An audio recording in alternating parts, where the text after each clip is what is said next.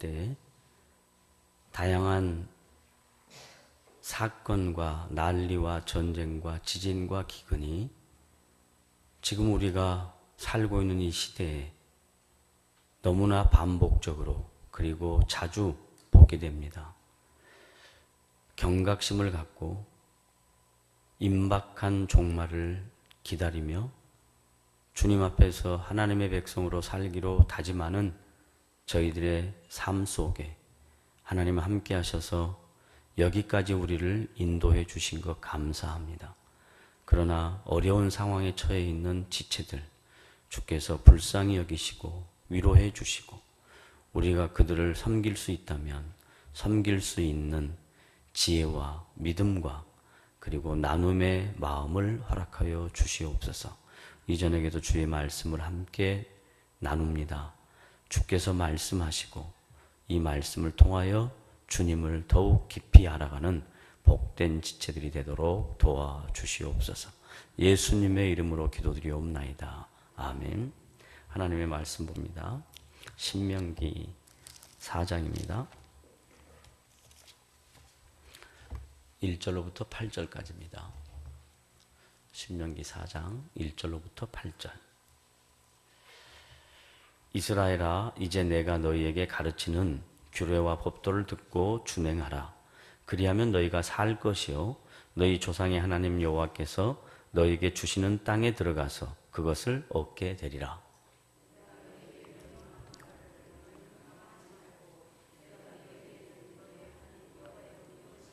여호와께서 바알브올의 일로 말미암아 행하신 바를 너희가 눈으로 보았거니와 바알브올을 따른 모든 사람을 너희의 하나님 여호와께서 너희 가운데에서 멸망시켰으되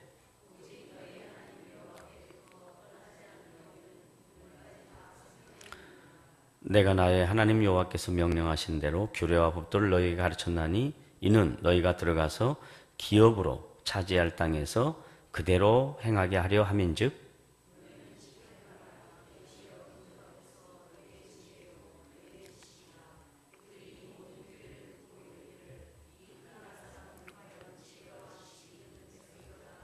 우리 하나님 여호와께서 우리가 그에게 기도할 때마다 우리에게 가까이 하심과 같이 그 신이 가까이 함을 얻은 큰 나라가 어디 있느냐?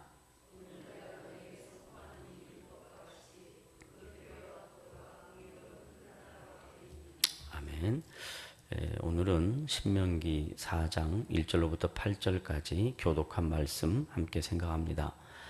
모세가 자신의 삶의 말년이라고 해도 과언이 아닌 시점에 이스라엘 백성들에게 주는 하나님의 명령 그리고 법도 규례들을 준행하라, 꼭 지키라 라고 하는 그 당부의 메시지가 우리에게 어떤 의미가 있으며 그 명령을 순종하지 않고 바알브올을 따랐던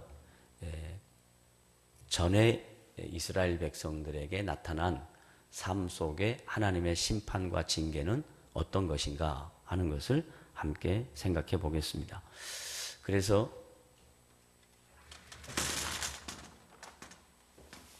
두 가지로 크게 나누면 하나는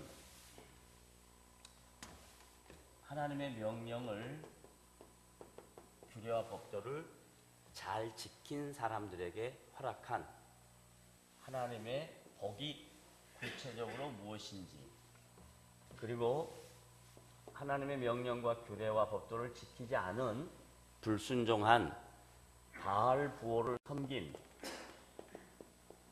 이스라엘 백성들의 삶 속에 나타났던 하나님의 징계와 심판은 어떤 것인지 함께 생각을 합니다.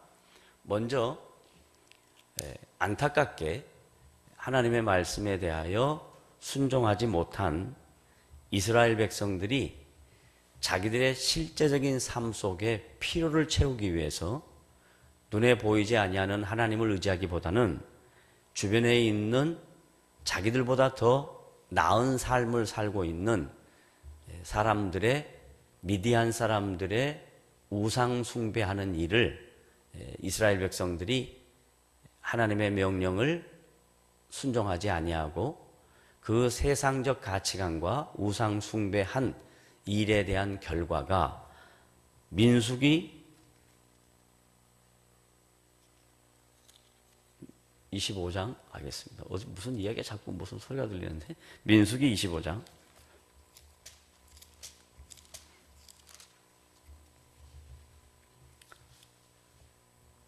1절부터 9절까지 조금 스피드를 내서 좀 빨리 하도록 하겠습니다. 다음 제가 장례 예배를 가야 될 일이 있어서 오늘 조금 마음이 바쁩니다. 민수기 25장 1절부터 9절 다 같이 읽겠습니다. 이스라엘이 시뜸에 머물러 있더니 그 백성이 모압 여자들과 음행하기를 시작하니라. 그 여자들이 자기 신들에게 제사할 때 이스라엘 백성을 청하매 백성이 먹고 그들의 신들에게 절하므로 이스라엘이 바알보올에게 가담한지라. 여호와께서 이스라엘에게 진노하시느니라. 뭐 때문에 하나님이 진노하셨다고요? 바알보올을 섬김으로 진노했습니다. 그러면 왜 이스라엘 백성들이 바알보올을 섬겼는가? 여기 앞에 보면 동기가 모압 여자들과 음행하기를 시작했다 그랬는데 여기서 말하는 음행은 성적 타락도 포함됩니다만 성적 타락보다는 모압 여인들이 섬기는 바알부올의 우상 섬기는 일에 여인들이 동원되어서 이스라엘 백성들이 그 일에 동참함으로 그것을 음행이라 이렇게 구약 성경에 묘사되어 있습니다. 4절 다 같이 읽습니다. 여호와께서 모세에게 이르시되 백성의 수령들을 잡아 태양을 향하여 여호와 앞에 목매어 달라. 그리하면 여호와의 진노가 이스라엘에게서 떠나리라. 왜 그랬냐? 시범 케이스로 이렇게 목매어 달아 죽이면 이 잘못된 우상 숭배에서 돌아설 것이라고 생각해서 시범 케이스입니다. 그랬더니 5절 모세가 이스라엘 재판관들에게 이르되 너희는 각각 바알보올에게 가담한 사람들을 죽이라 하니라.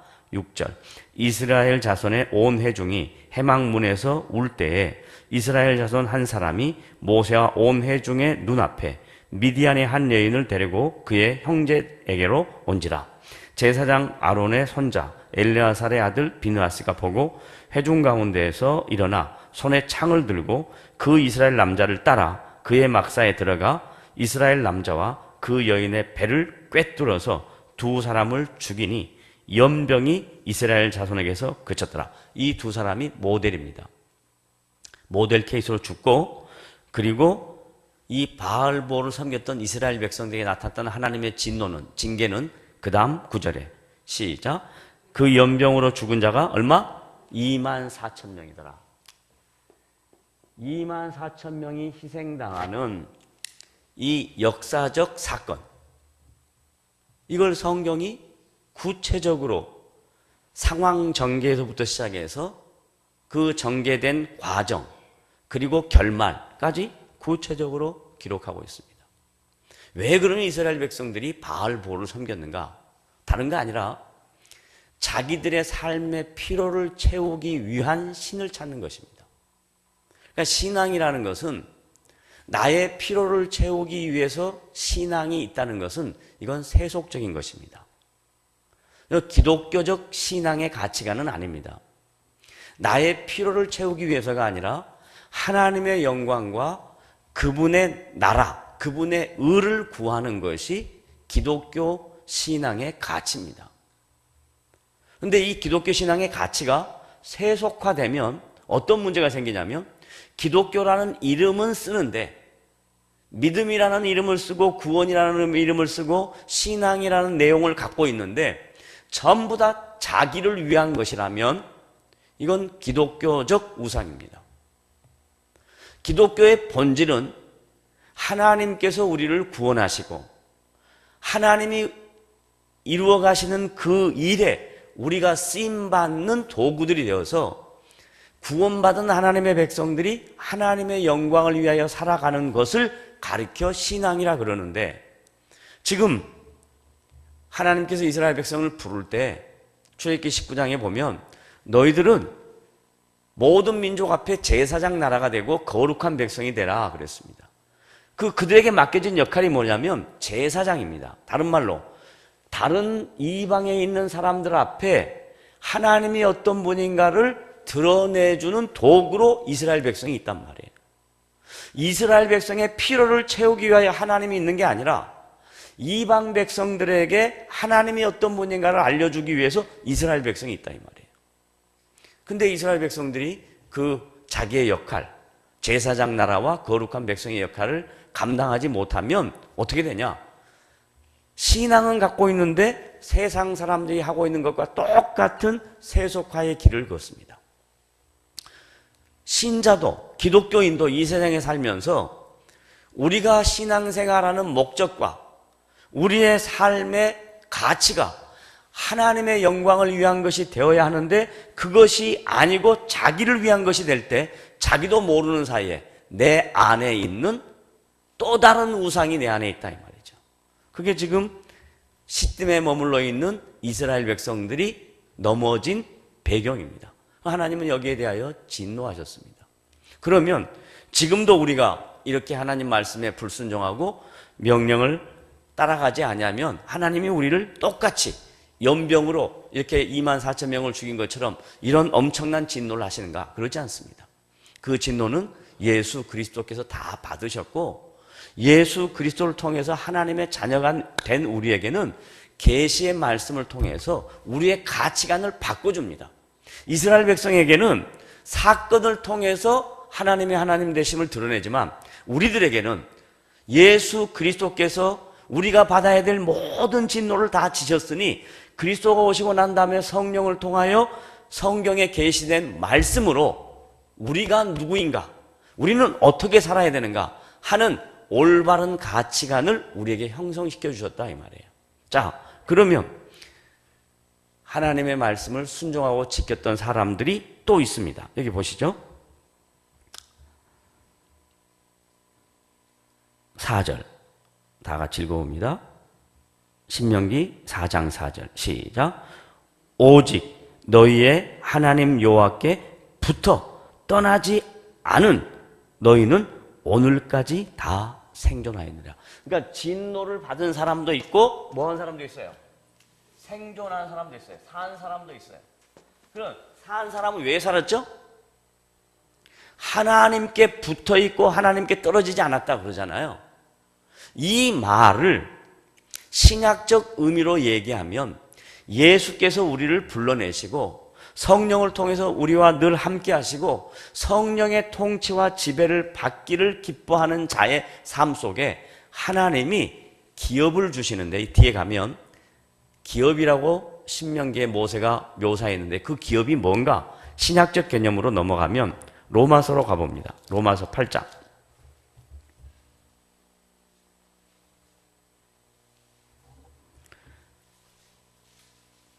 로마서 8장 16절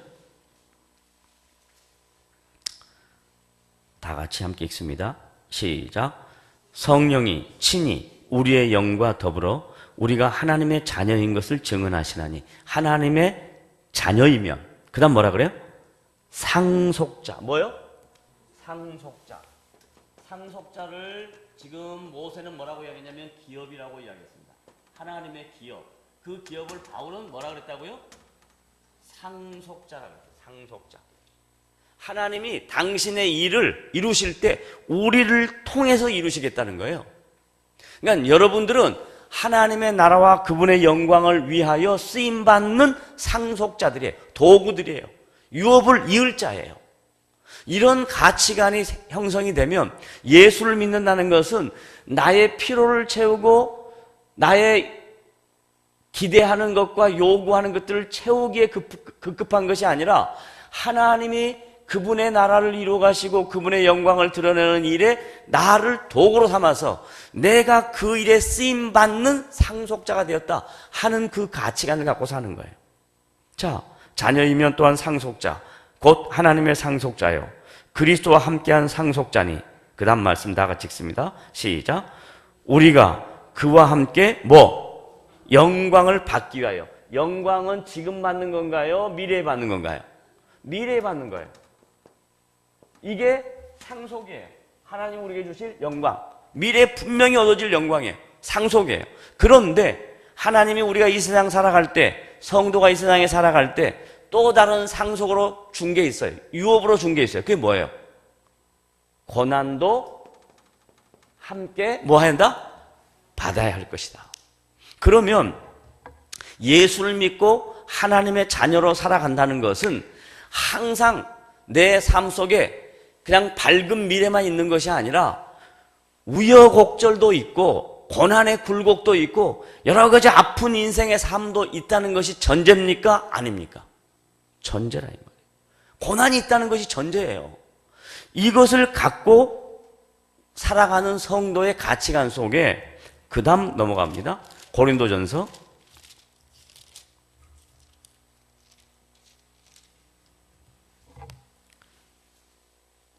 '고난이 있지만 성도가 살아가는 삶 속에 어려움이 있지만 고린도전서 1장 24절을 읽으면 또 우리에게 큰 위로가 됩니다. 다 같이 읽어봅니다. 시작. 오직 부르심을 받은 자들에게는, 하나님의 자녀가 된 자들에게는, 그 다음 유대인이나 헬라인이나 모두 다 그리스도는 하나님의 능력이요 하나님의 지혜니라. 다른 말로 말하면 하나님이 이스라엘 백성에게 기업으로 주시고 바울이 말했던 이 상속이 뭐냐면 하나님의 지혜요 또 하나님의 뭐라고요? 능력입니다. 이 고난을 넘어갈 때, 우리에게 주어진 삶의 고난을 넘어갈 때 하나님은 우리에게 뭘 주셨냐면 하나님의 지혜를 주셨어요. 하나님의 능력을 주셨어요. 고난을 우리 혼자 겪고 이 고난을, 아픔의 가정을 나 혼자 어떻게 이겨나야 할까? 그게 아니라 하나님의 능력과 하나님의 지혜로 이 고난의 과정을 통과할 수 있도록 우리에게 은혜를 베푸시는 거예요.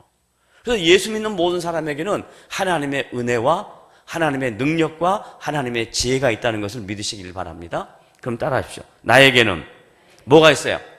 지혜와 또 뭐가 있어요? 능력이 있단 말이에요.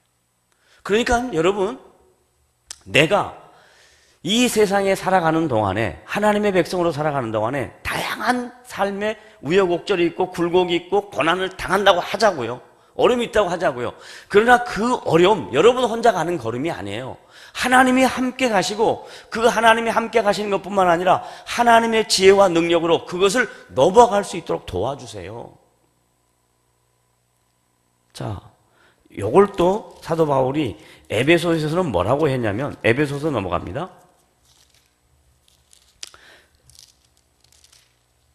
에베소서 1장 15절부터 이 바울의 기도예요. 에베소 교회 성도들에게 지금 이렇게 바울이 생각하고 있는 가치관에 대하여 못 따라오니까 성도들이 바울이 에베소 교회 성도들을 생각하면서 기도를 하는 거예요. 그 기도의 내용을 한번 보자고요. 1장 15절 다 같이 시작.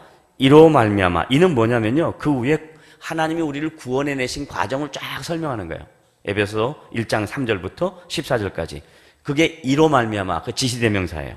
그 다음에 주 예수 안에서 너희 믿음과 모든 성도를 향한 사랑을 나도 듣고. 그래서 에베소 교회 성도들에게는 주님을 사랑하는 것뿐만 아니라 지체들끼리 서로 사랑하는 그런 아름다운 모습이 있었던 것 같아요.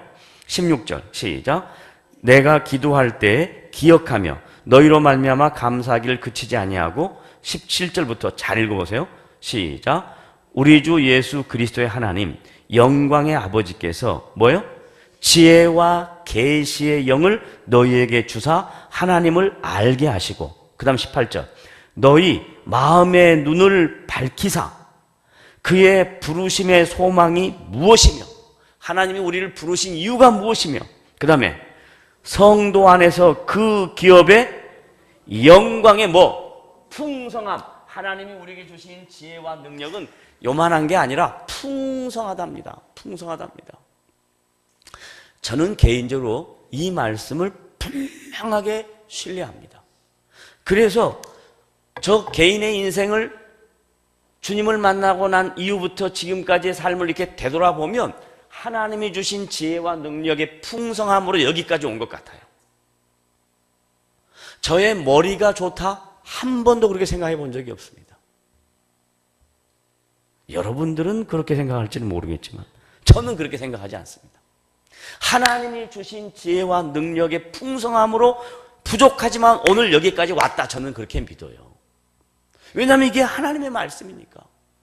제가 20대 중반에 이 에베소서 이 말씀을 읽을 때 얼마나 가슴이 뭐라고 표현할까요? 이 막 말로 표현할 수가 없어요. 그래, 하나님이 나를 부르신 그 소망의, 그 기업의 소망이 무엇이며 그 영광의 풍성함이 무엇이며, 이거 얼마나 대단한 것인가. 그 다음에요 19절 다 같이 시작. 그의 힘의 위력으로. 누구의 힘? 하나님의 힘. 내 힘 아니에요. 내 힘 아니에요. 내 능력 아니에요. 내가 이 고난을 넘어가는 것이, 내 인생의 아픔을 넘어가는 것이 내 힘이 아니에요. 하나님의 힘으로, 하나님의 능력으로. 그 다음에 그 힘의 위력으로 역사하심을 따라 믿는 우리에게, 그것을 믿는 사람에게, 그 다음에 베푸신 능력의 지극히 크심이. 그 벌써 계속 두나미스 계속 이 다이너마이트와 같은 폭발력이 있는 힘이라는 거거든요. 그 능력의 크심이 어떠한 것을 너희로 알게 하시기를 구하노라. 다른 말로 말하면 에베소 교회 성도들이 예수 믿고 구원받고 하나님의 자녀 돼서 영생 얻고 천국 가는 것만 생각하는 것 잘못됐다. 지금 살고 있는 이 시점에서 하나님이 우리의 인생 속에 고난이 있다 한다 할지라도 그 고난 나 혼자 걸어가는 거 아니고 하나님이 우리에게 능력과 하나님의 지혜로 그 고난을 넘어가게 하시고, 그리고 우리에게 하나님이 주신 소망이 무엇인가를 깨닫게 하시고, 그 기업의 영광의 풍성한 것이 얼마나 가치 있는 것인가를 알게 하신 그 하나님, 제발 좀 에베소 교회 성도들아 알아라, 이렇게 얘기합니다. 그럼 에베소 교회 성도만이 아니에요. 그 다음 넘어가면 골로새 교회 성도들에게도 동일한 바울의 기도가 있습니다. 골로새서 1장 9절. 이건 좀 더 구체적으로 설명해요. 자, 보세요. 골로새서 1장 9절 읽습니다. 시작. 이로써 우리도 듣던 날부터 뭘 들어요? 복음을 듣던 날부터. 그 다음 너희를 위하여 기도하기를 그치지 아니하고. 그러니까 바울은 골로새 교회 성도를 위하여 계속 기도했는데 기도의 내용이 뭐냐? 구하노니, 기도의 내용입니다. 시작. 너희로 하여금 모든 신령한 지혜와 총명에 하나님의 뜻을 아는 것으로 채우게 하시고. 하나님이 우리에게 지혜와 총명과 능력을 주시는 것을 뭘 알게 했다고요? 하나님의 뜻, 나를 부르신 하나님의 뜻, 내가 이 세상에 살아갈 때 어떻게 살아야 하는가 하는 것에 대한 하나님의 뜻, 이것을 알아라 이 말이에요. 예수를 믿는다는 것은 하나님이 나를 부르실 때 우리 안에 하나님이 부르신 목적과 계획이 분명히 있다는 거예요. 그걸 알아라 이 말이에요. 그걸 알아라. 하나님 왜 나를 부르셨는가. 그 다음 모든 지혜와 총명의 하나님의 뜻을 아는 것으로 채우게 하시고. 10절 시작. 주께 합당하게 행하여 범사에 기쁘시게 하고. 보세요. 고난이 있는데 범사에 기쁘다라는 능동형을 썼다면 고난을 내가 이기는 나의 마음의 자세입니다. 예를 들면 긍정적인 사고방식, 어떤 일에도 전투적인 마음으로 나는 할 수 있어, I can do, 이겁니다. 그런데 그거 아니에요. 수동태예요. 수동태. 뭐라 그러냐면 주께 합당하게 행하여 범사에 기쁘시게 하고. 누가? 하나님이 이 고난을 넘어갈 때 하나님이 우리에게 지혜와 능력과 지혜와 총명을 주셔서 이 고난을 넘어가면서 고난 중에도 범사에 기뻐할 수 있는 마음을 그분이 주시겠다는 거예요. 이게 얼마나 놀라운 이야기예요. 그런데 이걸 골로새 교회 성도들이 잘 몰라요. 그러니까 사도 바울이 골로새 교회 성도들을 위하여, 그들을 위하여 기도하면서 이렇게 쓰는 거예요. 그 다음에 기쁘시게 하고, 수동태입니다. 그 다음 시작. 모든 선한 일에 열매 맺게 하시며. 이것도 능동태요, 수동태요? 수동태요. 다 하나님이 열매 맺게 하시는 거예요. 그러니까 바울의 사상에는 자기가 하는 게 하나도 없어요. 내가 하는 건 전부 하나님이 주신 지혜와 총명과 능력이에요. 은혜예요. 자기가 없어요. 자기가. 내가 뭘 할 수 있다는 건 하나님이 주신 은혜예요. 하나님이 주신 능력이에요. 하나님이 주신 지혜예요. 하나님이 주신 총명이에요. 그래서 나중에 결론의 말씀 하나 보겠습니다만은, 하여간 여기까지 정리하고, 모든 선한 일에 열매를 맺게 하시며, 그 다음에 하나님을 아는 것에 자라게 하시고, 하나님이 자라게 하신단 말이에요. 그 다음 11절 시작. 그의 영광의 힘을 따라 모든 능력으로 능하게 하시며 기쁨으로 모든 견딤과 오래 참음에 이르게 하시고, 우리로 하여금 빛 가운데서 뭐라고요? 성도의 기업의 부분을 얻기에 합당하게 하신 아버지께 감사하게 하시기를 원하노라. 그러니까 바울의 마음속에는 하나님이 우리를 예수 믿게 하시고 구원받게 하는 것으로 끝나지 않고, 예수 믿는 모든 사람에게 하나님의 기업, 이스라엘 백성에게 하나님의 기업은 뭐였냐면 가나안 땅이었어요. 그러나 우리가 지금 가나안 땅에 갈 거 아니잖아요. 예수를 믿고 하나님의 자녀가 되어서 하나님의 자녀된 우리 모두에게 하나님은 당신이 계획하신 기업을 우리에게 다 주시기를 원하신다. 근데 그 기업을 이루어가는 과정이 좋은 일만 있는 게 아니에요. 어려운 일이 있다 없다? 있다 이 말이에요. 근데 이 어려운 일에 내 힘으로 가는 게 아니라 누가 도우신다? 하나님의 지혜와 능력과 총명으로 우리를 도우신다라는 얘기예요. 그래서 마지막 바울이 고린도전서 가면 이런 말로 하나님의 하나님 되심을 증거합니다. 고린도전서 3장. 고린도 교회 성도들이 신앙생활하면서 여호와의 기업을 이어가면서 여호와의 기업을 이어가는 과정 중에 누구의 도움을 받거든요. 고린도 교회의 영적 지도자들이 아볼로가 있습니다. 그리고 바울이 있습니다. 그러니까 고린도 교회 성도들 중에 아볼로를 추종하는 세력들이 있어요. 그리고 바울을 추종하는 세력들이 있어요. 그래서 그 교회 안에 갈등이 생깁니다. 그래서 바울이 고린도 교회 성도들에게 이렇게 가르칩니다. 고린도전서 3장 4절부터 다 같이 너희 중에 분쟁이 있다라고 얘기하면서 4절 시작. 어떤 이는 말하되 나는 바울에게라 하고, 바울 추종자입니다. 다른 이는 나는 아볼로에게라 하니 너희가 육의 사람이 아니리요. 이 말은 뭐 말하냐면 사람을 쫓으면 여러분은 전부 다 육의 사람이라는 얘기예요. 바울의 추종자가 추종하면 그건 육적으로 추종한다는 거예요. 바울은 신약의 말씀을 근거로 해서 초대교회 성도를 양육합니다. 아볼로는 구약의 말씀을 근거로 해서 초대교회 성도를 양육합니다. 그러니까 구약에 능통한 사람은 아볼로를 쫓아가요. 신약을 좋아하는 사람은 바울을 쫓아가요. 근데 그거 아니다. 5절 다 같이 시작.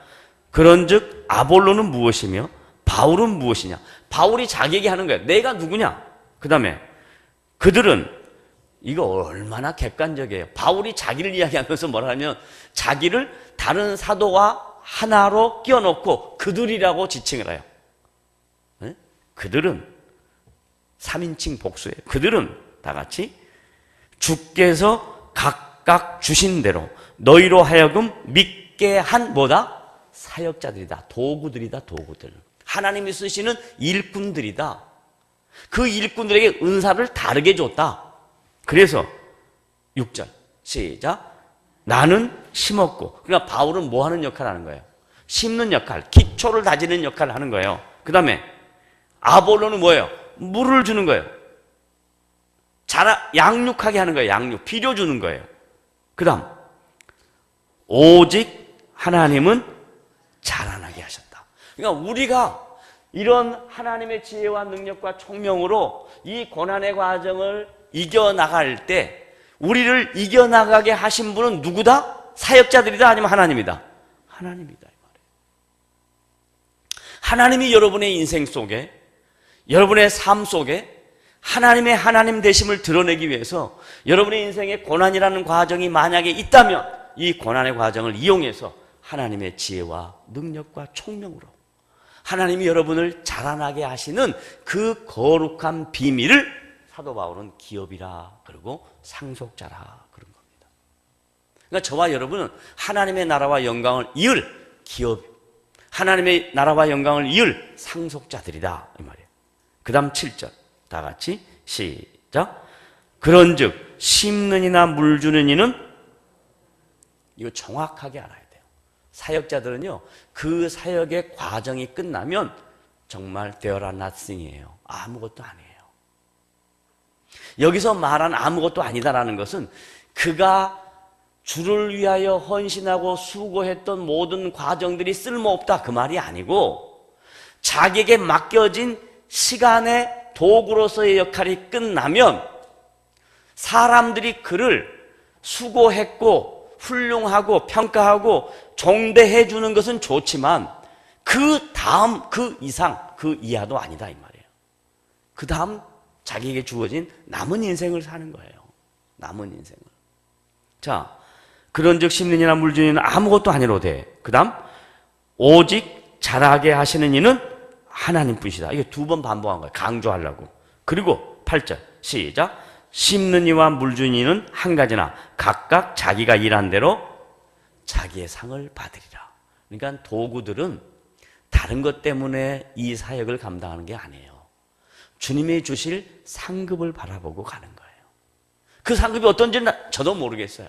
그러나 하나님이 우리의 마음의 중심을 아시고 주님의 나라와 영광을 위하여 고난 중에서도 주님이 주시는 지혜와 능력과 총명으로 그 일을 감당하면 주께서 보시고 평가하시고 나중에 상을 주실 거라고 믿습니다. 그래서 저는 개인적으로 그 상을 바라보며 오늘도 갑니다. 오늘도 삽니다. 오늘도 맡겨진 일 감당합니다. 주님의 상을 바라보고 이 사역을 감당하는 거예요. 여러분들도 여러분의 인생을 살면서 주님이 주실 상을 바라보고 신앙생활 하시기를 주님의 이름으로 부탁을 드립니다. 그 다음에 마지막 결론입니다. 시작. 우리는 하나님의 뭐요? 동역자들이요. 다 같이 해야 될 일이 있는 사람들이요. 그 다음에 너희는 하나님의 밭이요. 하나님의 집이다. 하나님이 집을 만들어 가시고요. 밭에 채소와 작물들과 모든 것들을 자라가게 하신다. 그러는 거예요. 자, 그러면 이제 신명기로 돌아와서 모세가 이스라엘 백성들에게 지금 신명기 4장에서 뭘 가르치려고 하냐면, 야, 너희들 불순종해서 바알볼 섬겨서 눈에 보이지 아니하시는 하나님 잘 섬기지 못하고 그의 말씀을 잘 순종하지 못하고 자꾸 너희들이 세상 바라보고 그 미디안의 가나안 우상들을 섬겨서 바알보로 섬겨서 뭐가 있었냐? 24,000명이 연병으로 죽지 않았냐? 그리고 그것에 앞장섰던 두 사람은 그냥 한 창으로 같이 두 배가 찔려 죽지 않았냐? 이 엄청난 사건을 목도했지 않았냐?